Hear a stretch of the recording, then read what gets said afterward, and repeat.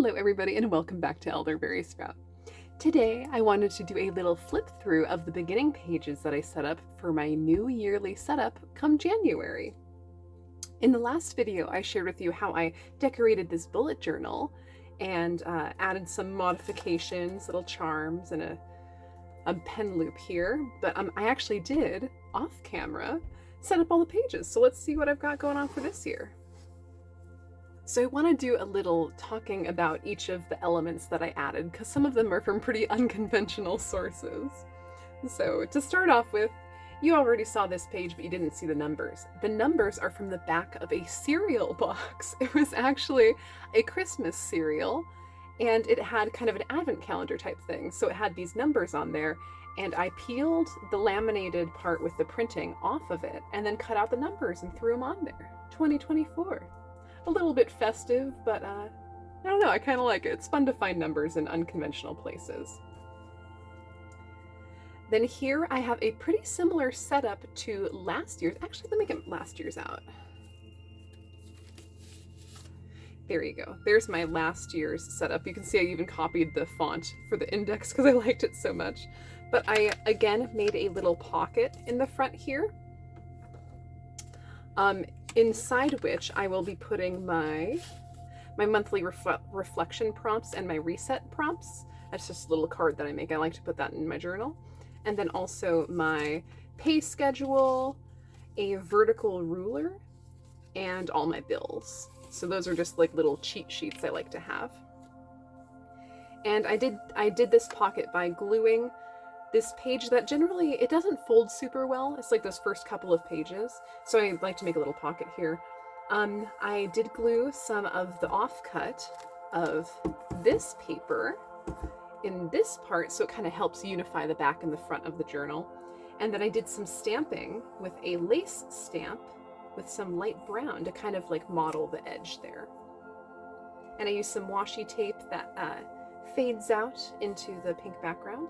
This is some wrapping paper. I was wrapping some holiday presents, and these were the offcuts. And I just love it so much. Vines are kind of neutral. It doesn't necessarily have to be a holiday festive thing, so I used some of the offcuts there. And when I chose my color palette, I was trying to connect with the essence of what my colors are, and I ended up coming up with pink and green, which, as you can see, the front is green and the back is pink. So yeah, I think green and pink are pretty good colors that represent the essence of me. When I was like 5 years old, pink was my favorite color, and then when I got to be about 12, green was my favorite color, and those are still both my favorite colors. So yeah, it's really nice. Anyway, got my little index all set up with a couple little decorations on there. Then I realized generally I don't use this section of my index, so I'm just gonna have a list of collections. So like if I have different lists throughout the months, I can actually add like a little shorthand of what pages they're on. And here I have my abundance tracker. So this is just gonna be my different pay periods and tracking the days that I work and my hours and stuff. And then here, you can't really read it, but it's a little stamp that talks about each day of the week.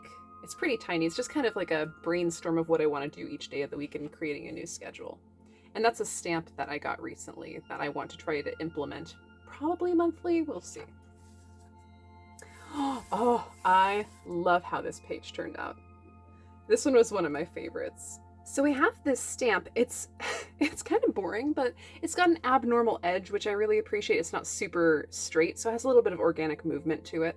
And I don't know what it's supposed to be. It's just called a big block, but it was perfect for creating like a seasonal schedule, one for each month there. So I also used little calendar stamps, because that's one of the things in doing these yearly like calendar pages or year at a glance, that I did not like writing the numbers over and over again. And I know I would mess up. At some point, I would always mess up. And I can print these out as well. Or, you know, some people have like free printables of these calendars. But I got some stamps, which I thought was just a way easier option.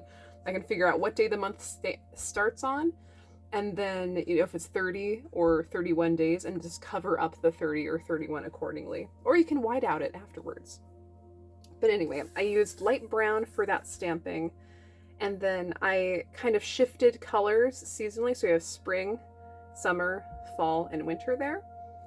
And yeah, I'm so happy with how that turned out. What else? Oh, so these little moon stamps. That one's kind of interesting. So I did the same brown color and I used these Marvy markers and used them to stamp on. Just stamped with the bottom of the marker because it ended up being about the right size for the full moon and the new moons there. So that's kind of a fun hack. If you have any tiny markers that have like a good circular lid, you can experiment with those and see which ones will fit on those days of the week. Oh, I just love this one. I love the colors I chose there too. And I didn't even clean the stamp when I was working on it, so you can see the pink kind of faded into the green. The green has a little bit of green in here with the, I guess, more of a purpley pink. And then this, we've got some kind of fluorite energy with the purples and like the teal at the same time. And I even spilled something on here already.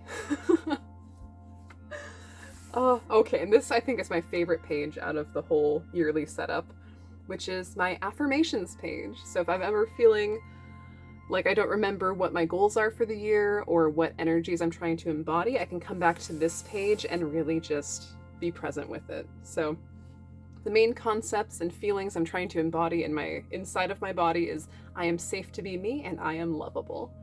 And I've got stamps here. Oh, let me get these. This one's really cool. So this is that stamp.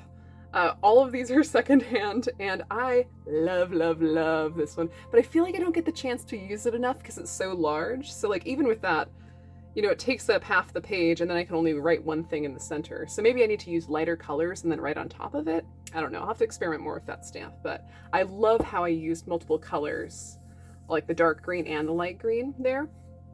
I think it looks really nice. And then these I just wrote in watercolor because this book surprisingly takes watercolor really well, and it's the Artist Loft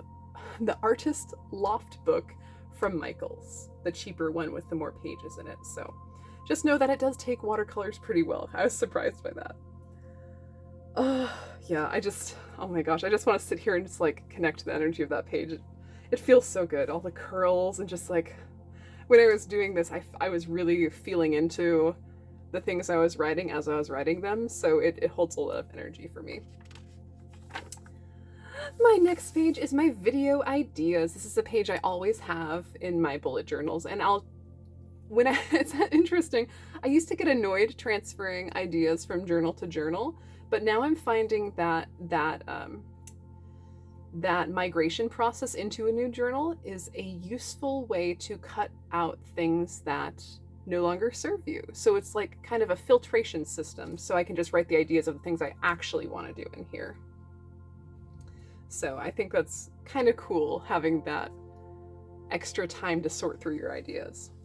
But here I just used a paper. It was like a scrapbook paper that had pre-cut out edges, and then I faded it in with these floral washi stickers.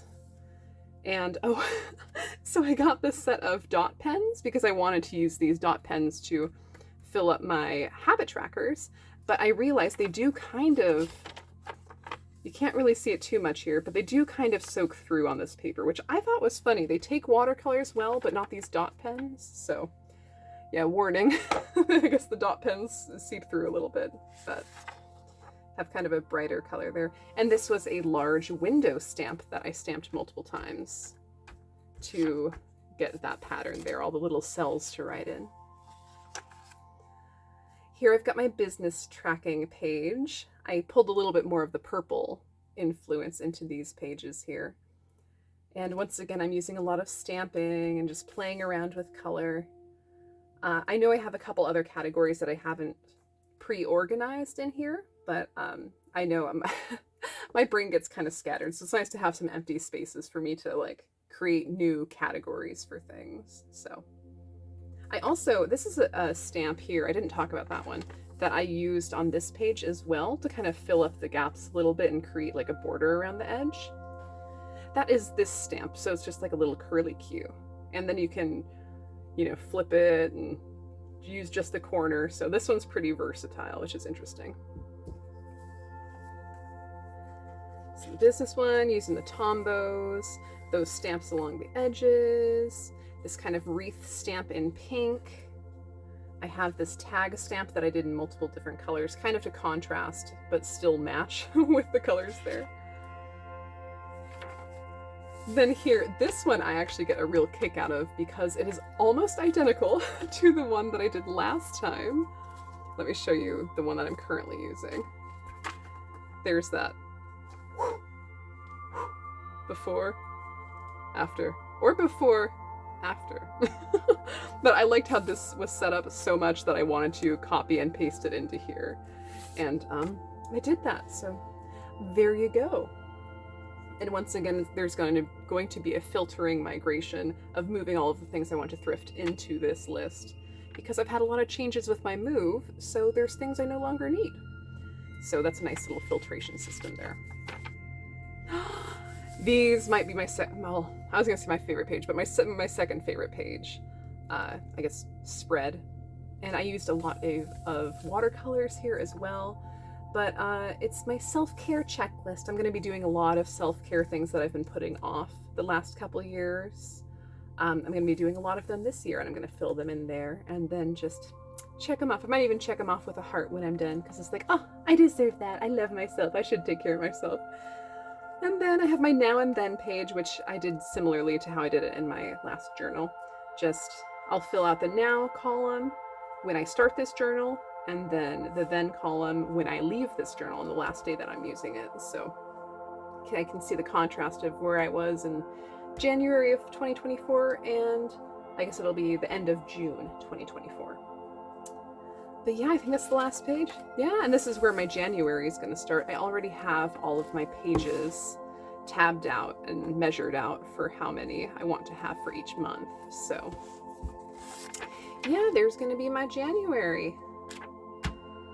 Oh, I love how this setup turned out. It took quite a while to make, but I also just was watching some good Christmas movies in the background and getting in the I guess holiday spirit, cozying up. Yeah, I just really like how this one turned out. A little flip through there.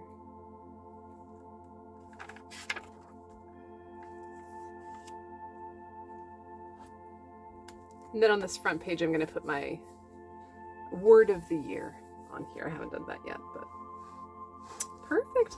Well, thank you so much, everybody, for taking a peek into what my setup looks like for this year. This is going to be my main planner for the year. I do have a traveler's notebook, but it doesn't actually travel with me. It's really just like a collection of different signatures that then, when I fill them up, they go into other books. But this is my main planner for the year, so this is the one I'll be working in predominantly. And now you know what it's going to look like for the next 6 months. Thanks so much for watching, you guys, and I hope this inspired you a little bit to add some creative flourish to your yearly setups. Have a magical day. Bye.